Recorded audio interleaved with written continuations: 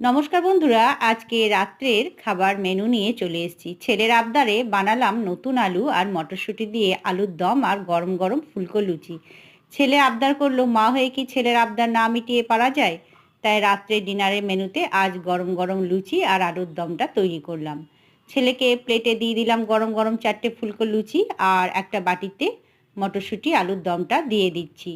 ছেলের প্লেটটা সাজিয়ে নিয়ে ছেলেকে দিয়ে দেবো। প্লেটে লুচি দিয়ে দিয়েছি আর বাটিতে আলুর দম দিয়ে দিলাম, আর তার সঙ্গে দিয়ে দেবো একটি খেজুর গুড়ের রসগোল্লা। ছেলের প্লেটটা রেডি হয়ে গেছে, ছেলেকে দিয়ে দিয়ে তারপরে বরের জন্য প্লেটটা রেডি করব।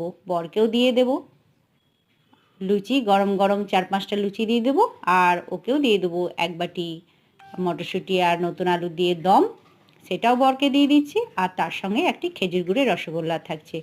আজকে রাত্রে ডিনারের মেনুটা কেমন লাগলো বন্ধুরা, অবশ্যই কমেন্টের মাধ্যমে জানাবেন।